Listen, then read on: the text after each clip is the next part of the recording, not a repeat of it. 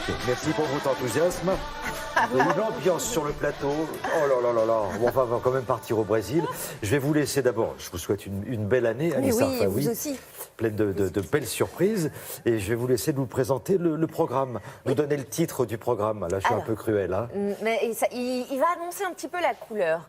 Le guide politiquement incorrect de l'histoire du Brésil. Je me permets de vous le donner directement en français. C'est diffusé sur History Channel, donc au Brésil. Et ici, on parle d'histoire, évidemment. Mais comme vous l'aurez un petit peu compris, d'histoire pas comme d'habitude, pas comme les autres. Parce qu'en fait, si on s'explique, vous avez deux catégories d'histoire. Vous avez l'histoire que l'on retrouve dans les livres, l'histoire officielle, l'histoire réelle. Et puis, vous avez parfois d'autres versions, des versions qui font plus polémiques, qui vont quand même être défendues par des experts ou par des historiens, mais en tout cas, d'une histoire qui va créer des discussions ou des débats entre... Dans le genre, on ne vous a pas tout dit. Dans le genre, on ne vous a pas tout dit, absolument. Et bien ça, vous voyez, c'est la première particularité de l'émission dont on parle, puisque ici, dans le guide politiquement incorrect de l'histoire du Brésil, on ne parle pas de l'histoire qu'il y a dans les livres, on parle de l'autre histoire. Donc ça, c'est pour la première particularité, mais il y en a une deuxième, c'est par qui et comment est-ce que cette histoire est racontée? Eh bien, par qui? Là encore, pas de spécialiste, pas de professionnel de la télévision, mais un jeune homme qui est plutôt activiste sur Internet, qui a créé une chaîne sur Internet et qui est plutôt connu pour défendre ou discuter de sujets de société qui font polémique. Il s'appelle Felipe et je vais vous laisser le rencontrer immédiatement. Olá, meus queridos amigos, tudo bem com vocês? Calma, isso aqui não é o YouTube. Eu sou o Felipe Castanhari e você provavelmente já deve ter visto algum vídeo meu na internet. Você sabe como funciona a política no Brasil? E aqui eu vou falar de história igual eu falo lá no meu canal. E agora não é no YouTube, é na televisão, é no History. No History! Essa série aqui será baseada no best-seller, no livro do Leandro Narlock, A História Politicamente Incorreta do Brasil. É o guia, né? Será que não é melhor não falar do Narlock? Isso aqui é uma série?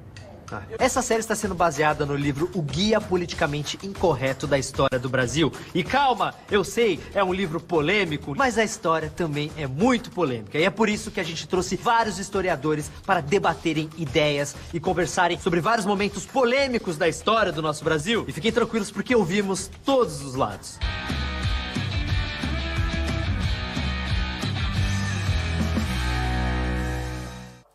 Bon, déjà, c'est assez chantant, tout ça. C'est rock'n'roll, hein. C'est rock'n'roll. Donc, il va partir à la rencontre, d'après ce que j'ai pu comprendre, de diverses personnalités. Des personnalités, mais ce sont alors pour la peine, ce ne sont pas des hurluberlus, hein. Ce sont de vrais experts, des historiens qui défendent, on va dire, des idées pas controversées, mais qui ne sont pas dans les manuels scolaires.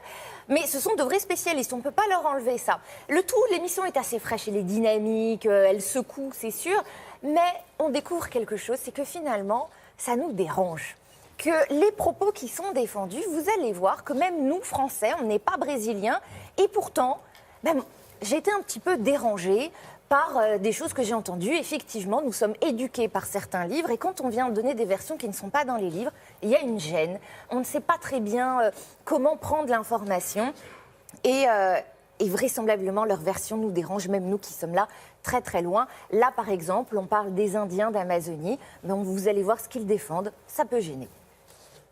Os índios não cuidavam da natureza. O índio no Brasil já foi retratado de diversas formas. Herói, mocinho, vilão, alma pura, pronto para conhecer Jesus, incapaz, molengo, bom selvagem. Mas de não cuidar do lugar onde eles viviam, será mesmo? Ao contrário do que as pessoas imaginam, que se diz em sala de aula frequentemente, né?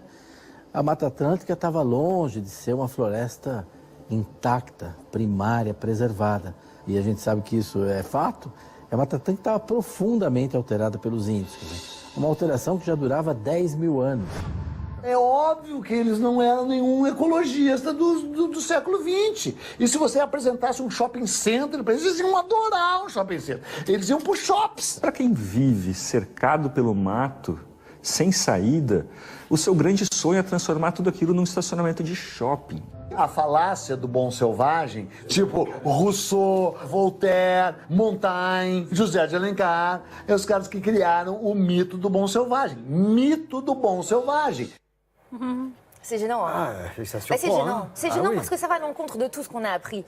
Et du coup, On est mal à l'aise. Vous remarquerez juste une petite chose assez intéressante quand même sur ce qu'ils expliquent sur les centres commerciaux et sur le fait qu'une société repliée sur elle-même voudra tout transformer en centre commercial. C'est une idée qui se défend et c'est surtout une idée extrêmement moderne parce qu'on en connaît quand même beaucoup aujourd'hui encore des pays dont le mall ou le grand centre commercial où on peut consommer à tout va reste un élément indispensable d'une société. C'est intéressant, ça secoue, c'est polémique, mais ça vaut la peine d'être regardé. Le guide politiquement incorrect de l'histoire du Brésil, voilà, c'est sur la chaîne Histoire et c'est au Brésil. Si vous passez par là, allez jeter un œil.